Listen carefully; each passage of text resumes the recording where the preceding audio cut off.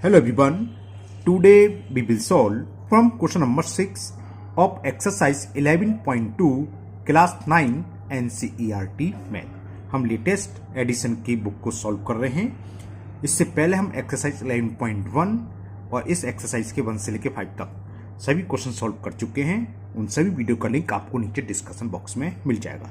अगर इससे पहले आपको किसी भी क्वेश्चन में कोई डाउट है तो आप नीचे डिस्कशन बॉक्स में जाकर उस वीडियो को लिंक को क्लिक करके वो वीडियो देख सकते हैं.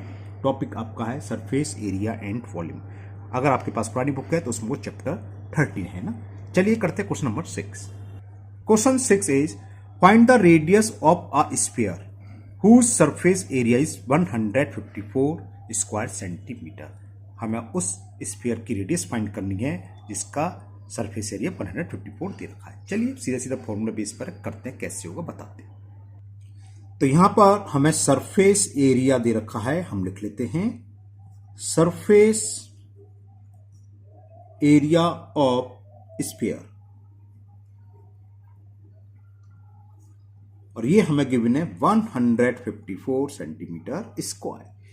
तो सीधा सीधा फॉर्मूला लगा दो. सरफेस एरिया का फॉर्मूला होता है हमारा 4 पाई आर स्क्वायर, और इसकी वैल्यू कितनी है 154. पाई की वैल्यू अगर गिवन नहीं होती तो हम कौन सी यूज करते हैं 22/7 इंटू आर स्क्वायर इक्वल 154. तो इससे क्या होगा, रेडियस आर स्क्वायर निकाल लो, क्रॉस मल्टीप्लिकेशन बोलते हैं. 7 का मल्टीपल होगा आपको 154 में, तो 154 इंटू 7 अपॉन में एक तो 4 आएगा और एक ये 22. क्लियर. 11 से कैंसिल करता हूं मैं सीधा सीधा. 11 2 या 22, 11 से ये कैंसिल हो जाएगा. 11 बन जा 11 4 बचा, 4 4 44, यानी कि 11 4 जा 44. अब ये 2 से 2 2 जा 2 7 जा, तो आर स्क्वायर क्या है 7 इंटू 7 अपॉन में 2 इंटू 2. चलो मैं लिख देता हूं, कोई दिक्कत नहीं है. 7 इंटू 7 और 2 इंटू 2, तो पेयर हो गया 7 का. 2 का तो स्क्वायर है, स्क्वायर रूट लेंगे तो पेयर बाहर आता है इसका रूट से, तो जानते हो 10 स्टैंडर्ड के आप लोग हैं. तो रेडियस कितनी हो गई 7/2. 7/2 का मतलब 3.5. तो ये आंसर हो गया. तो रेडियस ऑफ स्फीयर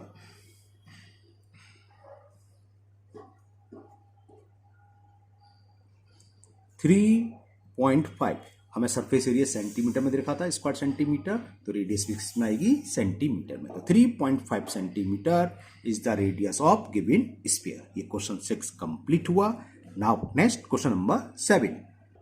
क्वेश्चन 7 है the diameter of the moon is approximately 1/4 of the diameter of the अर्थ. जो मून का डायमीटर है अर्थ के मून का 1/4 है. तो find the ratio of their surface area. इन दोनों सरफेस एरिया यानी कि मून का सरफेस एरिया और अर्थ के सरफेस एरिया के बीच हमें रेशियो फाइंड करना है.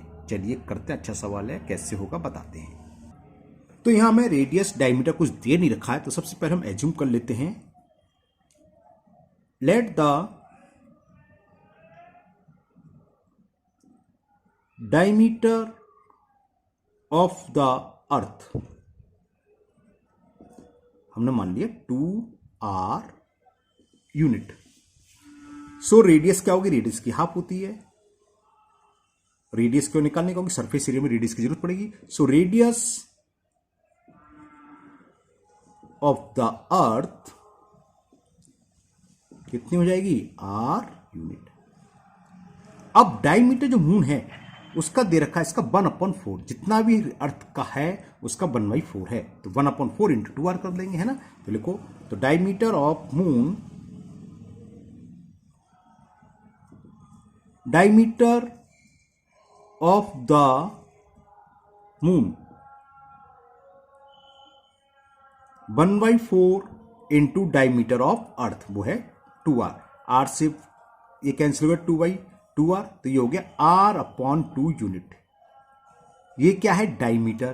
तो रेडियस क्या होगी, रेडियस डायमीटर की हाफ होती है. तो रेडियस ऑफ द मून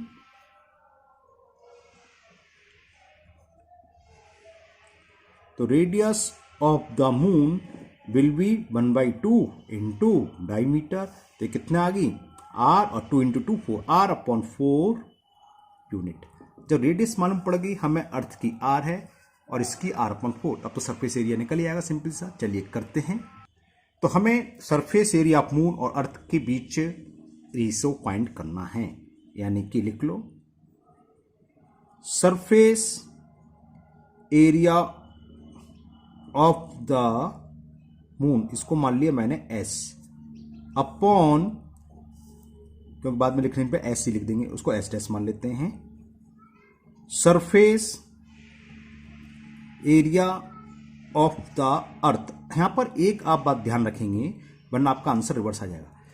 जो पहले यहां दे रखा है, क्या दे रखा था मैं, the diameter of the moon, और फिर उनका सरफेस एरिया, यानी कि पहले मून का ही लिखोगे बाद में अर्थ का। अगर आप पहले अर्थ का लिख दोगे तो आंसर आपका रिवर्स हो जाएगा, जो भी रेशो आ रहा होगा उसका रिवर्स आएगा, है ना। ध्यान रखना इस बात का, जो बुक में पहले दे रखा हो। यहाँ बुक में पहले हमने यहाँ अर्थ की पहले मान ली, क्योंकि मून की डायमीटर अर्थ पर डिपेंड है, तो जितनी भी अर्थ की होगी डायमीटर मून का उसका 1/4 होगा, इसलिए हमने ऐसे पहले वो लिखा है ना। लेकिन यहाँ पर ध्यान रखोगे जो पूछा है पहले surface area of moon and surface area of earth का रेशो, तो पहले मून का लिखोगे अपॉन अर्थ।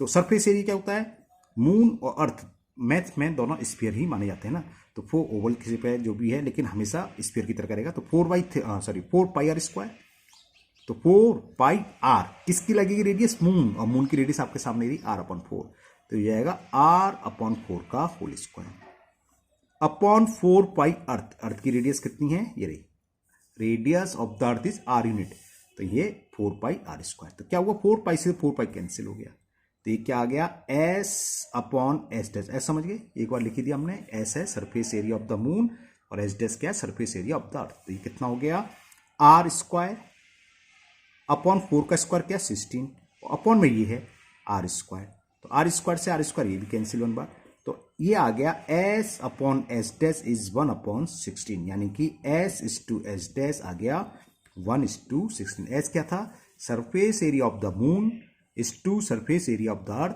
कितना हो गया, 1:6। तो ये इसका आंसर हो गया। इसी के साथ ये क्वेश्चन 7 कंप्लीट हुआ।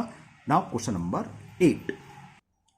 क्वेश्चन 8 है, a hemispherical bowl is made of steel 0.25 centimetre thick. जो हेमिस्फेरिकल बाउल बना है उसकी थिकनेस दे रखी है 0.25 centimetre. The inner radius of the bowl is 5 centimetre. Find the outer curve surface area of the ball. तो simple सा है, आउटर कर्व सरफेस एरिया के लिए बस हमें आउटर रेडियस मालूम होना चाहिए, और हेमिस्फीयर है तो CSC क्या होता है, 2 पाई r स्क्वायर। अब क्या प्रॉब्लम है, ये जो रेडियस दे रखी है वो हमें इनर दे रखी है ना, इनर ही तो लिख रहा है, the inner radius of the bowl, लेकिन हमें थिकनेस दे रखी है। तो रेडियस में अगर हम थिकनेस को ऐड कर दें तो वो हो जाती है आउटर रेडियस। ठीक है, चलिए करते हैं इसको भी। तो चलिए लिखते हैं, इनर रेडियस ऑफ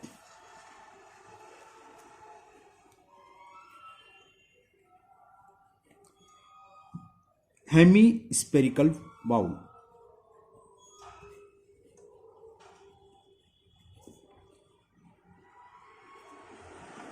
इसको हम स्मॉल r से रिप्रेजेंट करेंगे, और ये हमें दे रखी है 5 सेंटीमीटर, और जो मेटल है वो स्टील की बनी हुई है, उसकी हमें थिकनेस दे रखी है, तो लिख लो थिकनेस ऑफ स्टील। अब स्टील से मतलब हमें बाउल से मतलब, जो बाउल बनी हुई है हेमिस्फेरिकल बाउल उसकी मोटाई दे रखी है ना, अब वो हमें दे रखी है 0.25 सेंटीमीटर। अब हेमिस्फेरिकल बाउल है ये, इसके बाहर ये इसकी स्टील की मोटाई है, और समझ रहे, ये यहां से यहां तक की रेडियस हमें 5 सेंटीमीटर, और ये मोटाई ये दिखाई दे रही है वो रखी है 0.25। तो यहां से मैं थोड़ा नीचे और बना दूं अगर, तो यहां से यहां तक की रेडियस क्या हुई, इनर रेडियस प्लस ये थिकनेस, ये तो होगी, इनर रेडियस 5 है, थिकनेस कितनी है 0.25, तो आउटर रेडियस क्या हुई 5 प्लस 0.25। तो वही मैं लिखने वाला हूं, आउटर रेडियस, इसको मैंने कैपिटल आर से रिप्रेजेंट कर दिया, ऑफ बाउल, और लिख देना चला ऑफ बाउल, क्या होगी, इनर रेडियस प्लस थिकनेस, तो ये आ गई 5.25 सेंटीमीटर। बस अब तो सवाल हो गया, आउटर रेडियस मालूम पड़ गई। तो आउटर CS से पूछा है, ये तो पूछा था find the outer curve surface area of the bowl. तो लिखते हैं आउटर कर्व सरफेस एरिया को बताया, शॉर्ट में CS लिखते हैं। Outer curve surface area of bowl hemisphere है, हेमीस्फीयर कर्व सरफेस होता है 2 पाई, आउटर रेडियस को मैंने R से रिप्रेजेंट करा है तो 2 पाई R स्क्वायर। पाई की वैल्यू नहीं दे रखी तो हम 22/7 यूज करते हैं, तो 2 इंटू 22/7, पाई दे तो नहीं रखा, नहीं दे रखा, इंटू R स्क्वायर 5.25 इंटू 5.25, 7 से ये कैंसिल हो जाएगा सर, 7 पॉइंट यहाँ लगाया तो 52 में दे, 7 से 49, 3 बचा, 3 5 35। ओके, थोड़ी सी कैलकुलेशन मैं ही कर लेता हूँ। देखो 0.75 का 2 में करा तो 150 का मतलब 1.5 हो जाएगा। चलो पूरे लिख दो 150, 75 टू 150 और 2 प्लेस का डेसिमल इंटू 22 इंटू 5.25। ठीक है, इसको और कर लेता हूँ थोड़ा सा, डेसिमल का 0 तो बेकार ही होता है। 15 2 जा 30, हाँ 30 कैरी 3, 15 2 जा 30 और 3 तो 33 आ गया, एक डिजीज का 33 ये हो गया, इंटू 5.25। अब मैं वीडियो पॉज करके इसका मल्टीपल करके फिर बताता हूँ क्या आता है। ओके, तो ये मैंने कैलकुलेट कर लिया और ये आया 173.25 स्क्वायर सेंटीमीटर। ओके, तो ये क्वेश्चन 8 भी आपका कंप्लीट हो गया, जिसमें हमें एक हेमी स्पेरिकल बाउल दे रखा था टीन का, जिसकी मोटाई स्टील का 0.25 थी। आउटर CS से पूछा था, तो आउटर रेडियस नहीं मालूम थी, तो आउटर रेडियस कैसे निकाली हमने, inner radius plus thickness, outer radius निकलाई, फिर हमने फॉर्मूला लगा दिया, आउटर CS से 2 पाई R स्क्वायर, R कौन सी लगेगी, आउटर रेडियस, वैल्यू पुट करके कैलकुलेट करी और ये आ गई 133.25। Now last question of this exercise, question number 9। Question 9 है, a right circular cylinder just enclose a sphere of radius R। मतलब क्या है, एक सिलेंडर फिगर दे रखी है, इसमें एक स्फीयर आता है, जस्ट का मतलब इस पूरा स्फीयर फिक्ट बैठ रहा है, इसका ये बॉटम सिलेंडर के बॉटम से टच हो रहा है और टॉप सिलेंडर के टॉप से, यानी कि जो स्फीयर की रेडियस है R है ना, तो डायमीटर कितना होगा 2R। डायमीटर क्या होगा, यहाँ से लेके बॉटम से लेके टॉप तक, तो ये 2R किसकी इक्वल होगा, सिलेंडर की हाइट, यानी कि सिलेंडर की हाइट वही है जो स्फीयर का डायमीटर है, और सिलेंडर और स्फीयर दोनों की रेडियस सेम है, क्योंकि दोनों स्फीयर पूरा इसको टच कर रहा है, आउटर बाउंड्री तो नहीं, क्या कहें, स्फीयर की दोनों साइड इसको, सिलेंडर की दोनों साइड इसको टच कर रही हैं, तो यहाँ से यहाँ तक क्या होगा स्फीयर का, देखो यहाँ से यहाँ तक देखो स्फीयर का डायमीटर ही तो हो गया, और वही क्या है, सिलेंडर का डायमीटर। तो कहने का मतलब सिलेंडर और स्फीयर दोनों की रेडियस सेम होगी और सिलेंडर की हाइट इक्वल होगी स्फीयर के डायमीटर के। ओके, तो यही पूछा है surface area of the sphere. हाँ, यहाँ क्या दे रखा है, रेडियस ऑफ स्फीयर दे रखी है। जब रेडियस ऑफ स्फीयर दे रखी है तो हमें रेडियस ऑफ सिलेंडर भी मालूम पड़ गई और हाइट ऑफ सिलेंडर भी मालूम पड़ गई। हाइट ऑफ सिलेंडर क्या होगी, diameter of sphere, clear. Radius of cylinder क्या होगी, रेडियस ऑफ स्फीयर, और वो दे रखी है हमें R की। चलिए पहले इतनी इंफॉर्मेशन लिख लेते हैं, फिर क्वेश्चन सॉल्व करेंगे। तो यहाँ रेडियस ऑफ स्फीयर दे रखी है, लिख लेते हैं हम, रेडियस ऑफ स्फीयर ये हमें R, और कुछ सेंटीमीटर वगैरह कुछ नहीं लिखा है, तो हम लिख देते हैं यूनिट। अब रेडियस ऑफ सिलेंडर क्या होगी, वही होगी, हमने अभी फिगर आपको दिखाई थी, जो रेडियस ऑफ स्फीयर है। तो रेडियस ऑफ सिलेंडर इक्वल होगी रेडियस ऑफ स्फीयर, तो सिलेंडर की भी रेडियस हो गई R यूनिट। अब हमें सिलेंडर की हाइट और चाहिए, तो हाइट निकाल लो, height of cylinder, height of cylinder कितनी होगी, हम चलो एक बार फिर दिखा देता हूं आपको फिगर, ये रही फिगर, हाइट क्या होगी यहां से यहां तक, और ये क्या है, स्फीयर का डायमीटर, वो होता है 2R, तो हाइट ऑफ सिलेंडर क्या होगी, diameter of sphere, diameter of sphere, तो ये हो गई 2R, क्लियर। अब फर्स्ट पार्ट करते हैं सॉल्व, ये सारी इंफॉर्मेशन तीनों पार्ट के लिए हैं। Surface area of the sphere, तो सीधा formula base 4 pi R square होगा, क्योंकि R तो R ही है, आंसर पाई में लिख दो। चलो, surface area of sphere, surface area of sphere, और इसका फॉर्मूला होता है 4 पाई R, आ रही है तो 4 pi R square, square centimetre नहीं, हमने यूनिट लिखा, तो यूनिट से मतलब अगर रेडियस सेंटीमीटर में तो सेंटीमीटर, अगर रेडियस मीटर में तो मीटर, स्क्वायर यूनिट का मतलब ये होता है। ओके, ठीक है ना। नाउ सेकंड पार्ट में पूछा curve surface area of cylinder. तो curve surface area of cylinder क्या था, 2πRH। चलिए वो भी निकालते हैं। कर्व सरफेस एरिया को हम शॉर्ट में क्या लिखते हैं, सी ऐसे, curve surface area of cylinder. पहले मैं फॉर्मूला लगा दूं, 2πRH।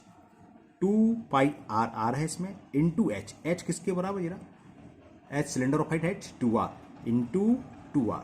तो कितना हो गया, 2 into 2 4 pi R into R, R square. Same आ गया जो फर्स्ट में था, सरफेस एरिया ऑफ स्फीयर बराबर आ गया सरफेस एरिया या curve surface area of cylinder.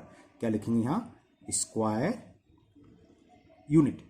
Now last part, third part पूछा है ratio of the area opted in first and second. जो फर्स्ट में एरिया आया वो यानी कि area surface area of sphere is to surface area of cylinder पूछा है। दोनों सेम है, जब सेम होता है यानी कि 1:1 हो जाता है। डायरेक्ट भी लिख सकते हो आप, वरना मैं आपको सोल्व करके दिखाता हूं। लिख दीजिए सरफेस एरिया ऑफ स्फीयर, इसको मैंने नाम दे दिया एस, अपॉन दूसरा क्या है, सिलेंडर। कर्व सरफेस एरिया सी ऐसे, curve surface area of cylinder, इसको दे दिया एस डैश।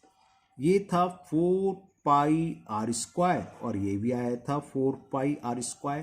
तो 4πR स्क्वायर से 4 स्क्वायर 1/1 कैंसिल हो गया, यानी कि S/S डैश कितना हो गया, 1:1। S डैश नाम से फायदा होगा, वरना यहाँ लिखना पड़ता आपको surface area of sphere is to surface area of cylinder. तो यहाँ कोई नाम दे दो और उसको यहाँ लिख दो। तो ये क्वेश्चन कंप्लीट हो गया। क्वेश्चन नंबर 9 के तीनों पार्ट हुए। फर्स्ट में सरफेस एरिया ऑफ स्फीयर आया 4πR square, curve surface area of cylinder आया 4πR स्क्वायर। इन दोनों का रेशियो निकाला तो आया 1:1। इसी के साथ आपकी एक्सरसाइज 11.2 कंप्लीट हुई और मुझे उम्मीद है कि आपको बहुत अच्छे से समझ में आ गई होगी। फिर भी अगर आपको किसी भी क्वेश्चन में अभी भी कोई डाउट है, कोई भी प्रॉब्लम है, तो आप कमेंट बॉक्स में कमेंट करें, मैं उसको दूर करने की पूरी कोशिश करूंगा। अगर आप लोग पहली बार चैनल पर आए हैं तो चैनल को सब्सक्राइब करना ना भूलें, साथ ही साथ बेल आइकन जरूर प्रेस करें, जिससे आगे जो भी वीडियो अपलोड होगी उसका नोटिफिकेशन आपको मिल जाएगा और वो वीडियो आपकी मिस नहीं होगी। इस वीडियो को अपने दोस्तों को भी शेयर करें, जिससे कि वो भी इसका फायदा उठा सकें। फिर मिलते हैं नेक्स्ट वीडियो में। Thank you, have a nice day.